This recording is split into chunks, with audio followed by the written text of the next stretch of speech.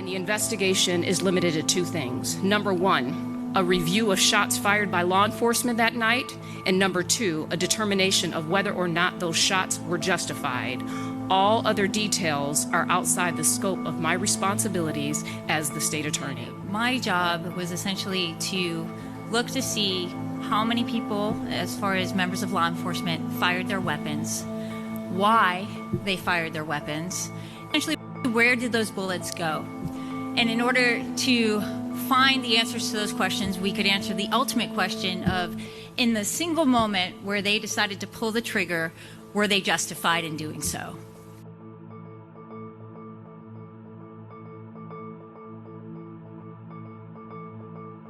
It is my hope that sharing the results of this investigation will help survivors and their loved ones to find closure and answer any questions that they may have. They do deserve to have answers.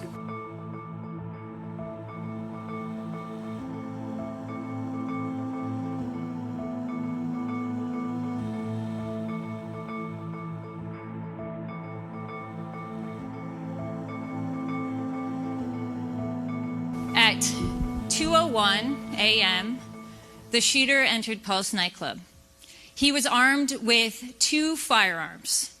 One was an assault rifle, and one was a 9mm handgun. We know that as soon as he entered the club, he made a right-hand turn, and he walked through the main areas where the dancing was taking place of the club. When he was walking through, he was firing both weapons. He fired approximately and a minimum of 186 times from his assault rifle. He also fired a minimum of 22 times from his 9mm handgun.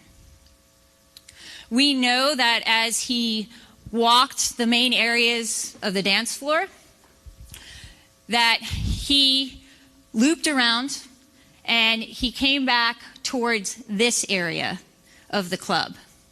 And something significant happened at that point.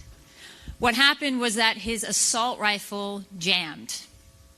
We know that his assault rifle jammed because there was a spent shell casing that was jammed in the weapon, and it required law enforcement to use a dowel in order to unjam it after they recovered his firearm. And that's significant because I believe that actually saved lives. He then continued on to the club into this area here, which is a small corridor where the only areas you can go is to the north or the south bathroom. He then entered the south bathroom and he fired his 9mm handgun. He then went to the north bathroom and continued to fire his handgun. He then went back to the south bathroom and he took his handgun and he fired over the bathroom stalls and under the bathroom stalls, shooting the people who were trying to get safety there. He then went back to the north bathroom and he remained there for approximately 3 hours. We know that there were 5 separate engagements with law enforcement. And when I say engagements, I mean 5 separate occasions where law enforcement fired their firearms. The first engagement begins with an officer who was in the parking lot of the Pulse nightclub when the shots started happening. We believe that the majority of his shots hit the double doors. Engagement number 2. That same officer, at that time, from his position at Orange Avenue, he shoots 3 times into the club at the shooter. Turn your light. Turn your light. Light. Get back. Get back. Get over there. South door. South door. South door.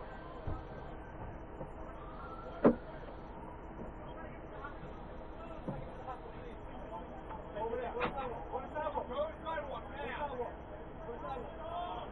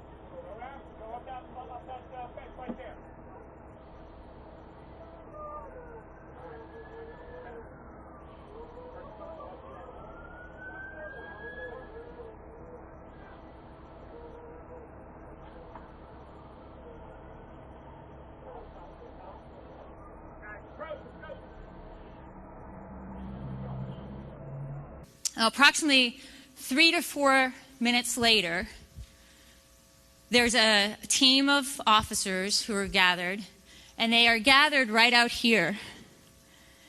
And they're listening, and as they get to right about here, they can hear shots being fired. The shots that they hear being fired are the shooter, based on the evidence, shooting his final shots in the south bathroom. They were 9mm shots that were being fired. And so when they're hearing this, they break the glass here and they enter into this area. And when they're looking around here, making sure that it's safe, the shooting stops.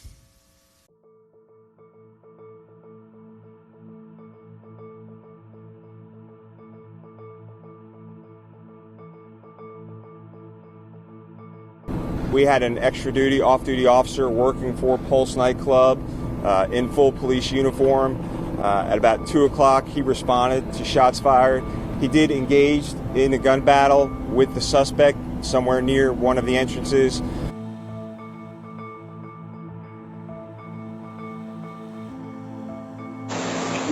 There have been a lot of questions, people trying to figure out exactly what happened. Obviously, investigation's still going on. There's still teams on the ground. There was a 3-hour or so window.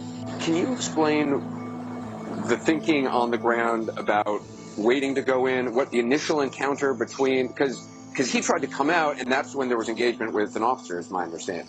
That's correct. So we had an extra duty, off-duty police officer working in full uniform. He responded to the shots fired right away, exchanged gunfire with the suspect. Our officer, pretty much right away. Right away. So our officer was outgunned. He only had a handgun. The suspect had a long gun, a rifle.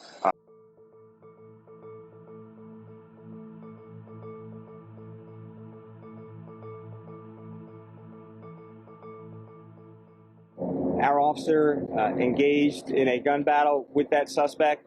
The suspect at some point went back inside the club where more shots were fired. Shortly after that, additional officers responded. Those additional officers made entry while the suspect was shooting, engaged in another gun battle with the suspect, forced him to stop shooting and retreat to the bathroom where we believe he had several hostages. He waited for backup. As soon as enough arriving officers responded with enough backup, and there were 3 or 4 of them, I believe, they made entry into the club right away within minutes. And that's standard procedure now since Columbine.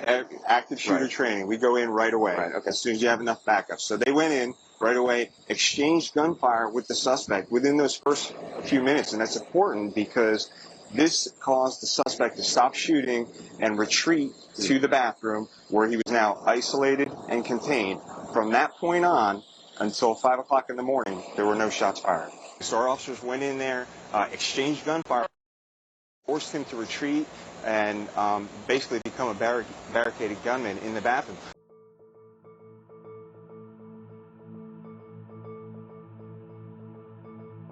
Okay, so the initial extra duty, off-duty officer who was working for the club engaged him in a firefight right near the front entrance somewhere. So then within a couple minutes, 2 additional officers got there. They heard shots inside the club. They all went in to the club and exchanged gunfire with the suspect. That forced him to stop shooting and retreat to the bathroom. Within the first few minutes, there were 20 or 30 officers inside of that club.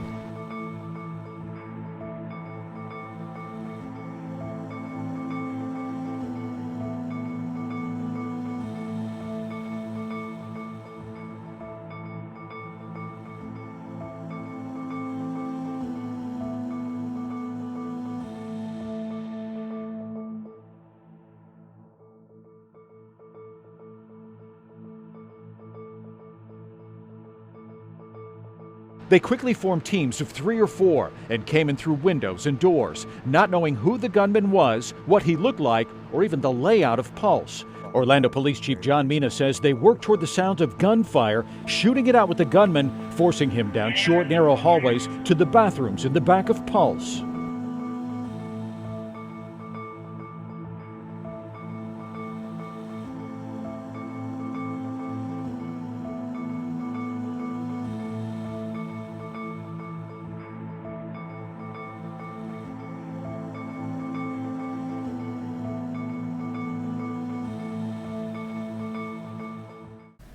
There was a vehicle that was parked in the parking lot facing south at an angle, just away from the main doors. Took cover behind that, called out shots fired, shots fired, shots fired on the radio.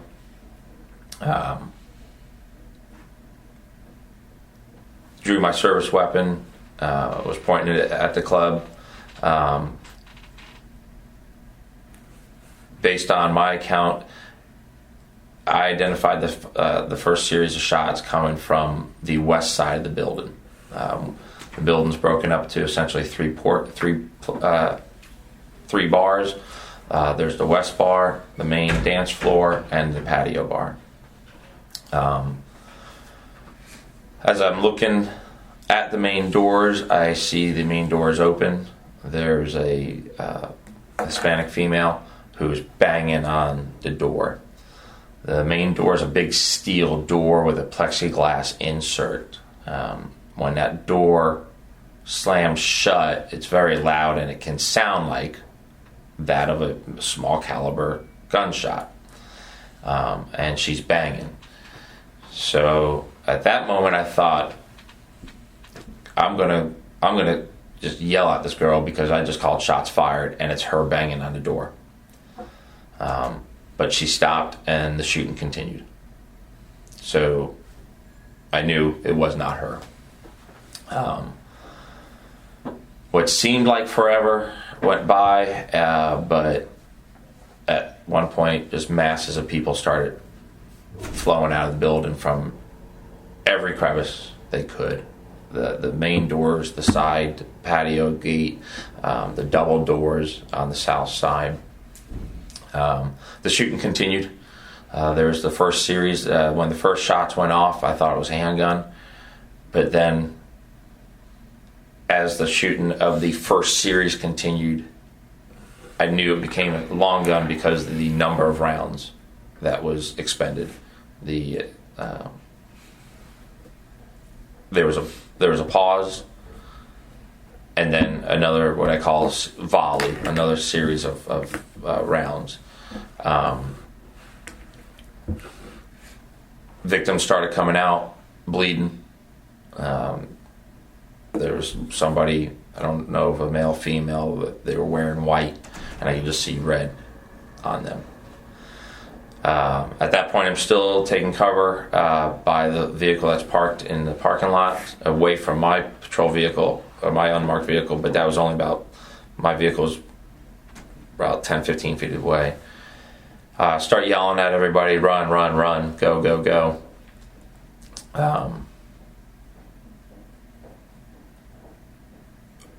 It was an active shooter. I identified it as a long gun. I was outpowered. I had a handgun. He had a long gun. It was me. Our training is not to engage solo when we're outpowered. We train for an active shooter to advance towards an active shooter with a team. So I was waiting for additional units to show up. I remember speaking on the radio. He's still shooting. I think I said, get me people here now or something. Seemed like forever that I was by myself. At one point I see two individuals, I believe they were males, come out of the south double doors and then drop right there. And then I begin to see the barrel of a gun come out, and then some portion of a body, a shoulder, an elbow, emerge directly behind that. And there were gunshots from that long gun at those two victims that dropped. At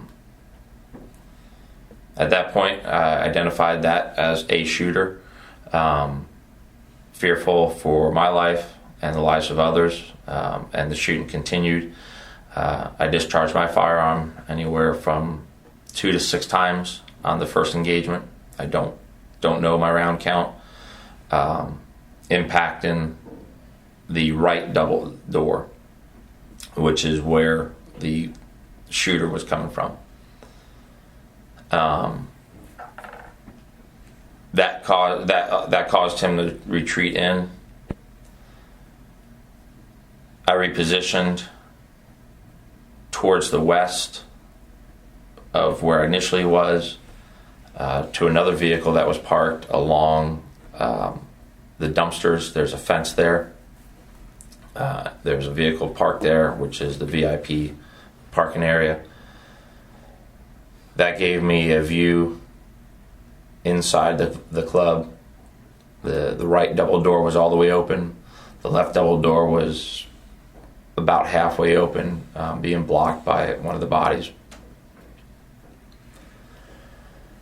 Saw the shooter casually just walk through the west bar towards the north end of the building.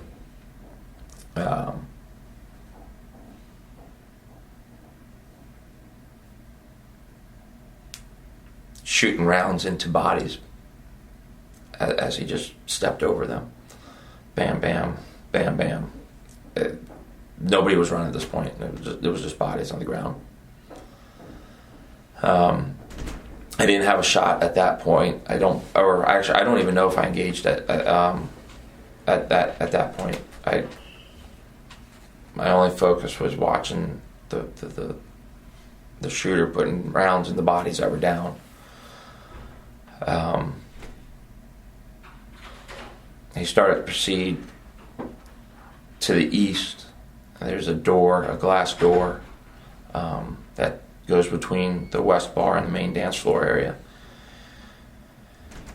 At some point I turned, I saw an OPD officer had arrived. I don't even know who he is. I repositioned over to the east side of the business, knowing that there was a back alleyway on the north that leads to the patio, and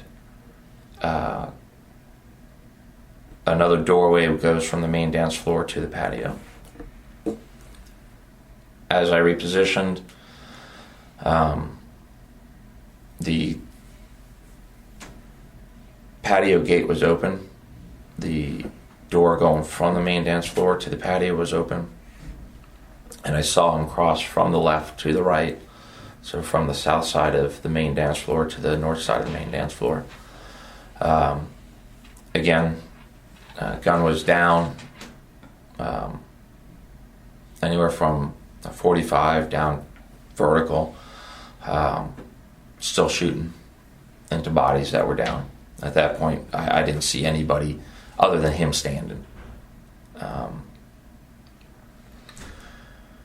I was standing in the parking lot, somewhere near the sidewalk to the middle portion of the parking lot, looking straight through the opening of the patio door, the door going into the club. And I knew I had a shot. Active shooter, he's continuing. At that point, I fired 2 more times before he was out of my view. Again, firing at him for fear of loss of additional life that was occurring.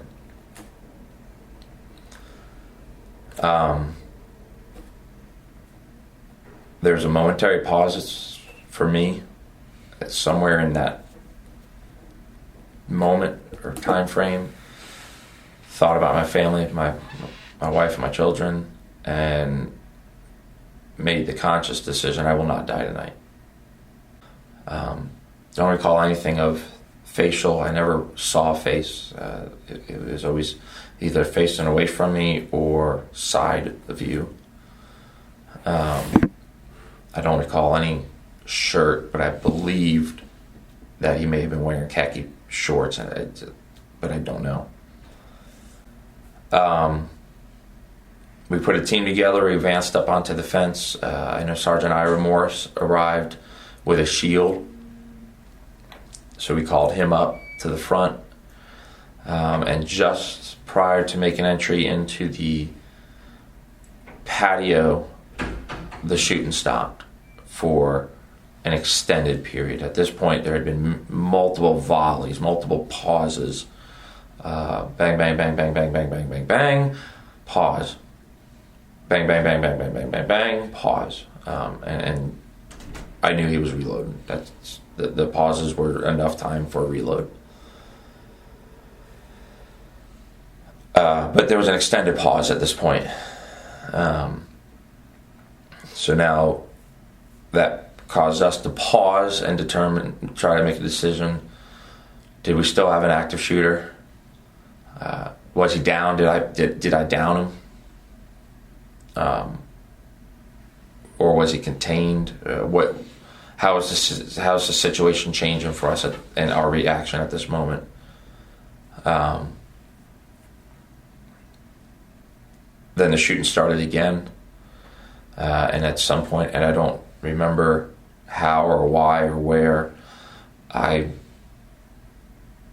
left from that team, and Lieutenant Scott Smith had arrived with an assault rifle and was advancing on the main door, and somehow I ended up not directly with him, but in the area of his team, advancing on the main door.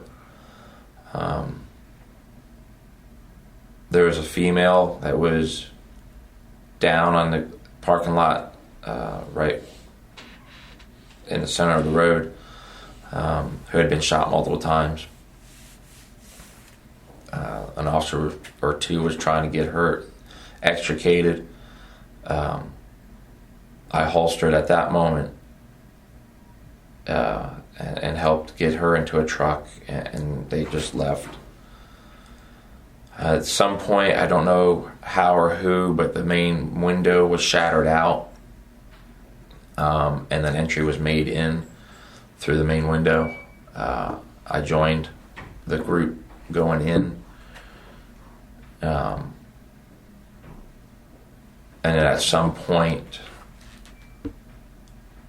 and I don't know who made this determination or how it came about, that he was contained in a bathroom on the west end of the bar. Main dance floor had about, I estimated, 25 plus bodies, just scattered everywhere. 3 of them were literally laying on top of each other on a stage.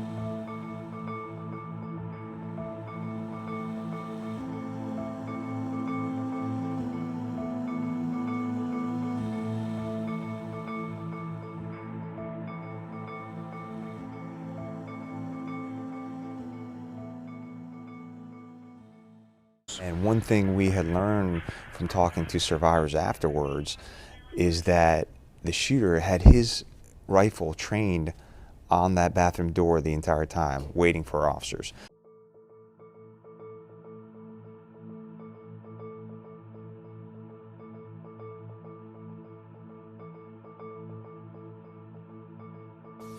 He also was on his phone, and he was Googling how to spell the word allegiance. And he also tried to research how to unjam his firearm. Again, we know that he was not successful in figuring that out.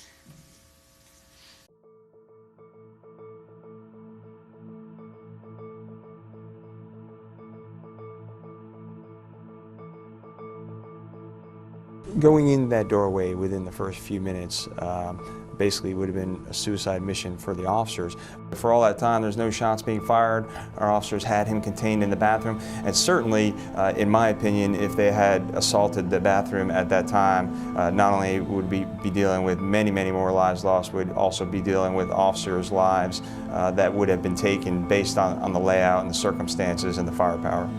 So what was it about the layout and the situation that made this difficult to formulate a plan and execute the mission of saving the hostages. What made it difficult is once we found out where we thought people were, most of the people were in 2 bathrooms that was down at the end of a hallway, and the doors were completely opposing. And not knowing what the walls were made of, I didn't feel safe sending officers down that hallway, knowing that if he heard our officers, he could easily shoot through the wall. Because based on where he was, that it would be very difficult, almost impossible, to get a team down that hallway safely.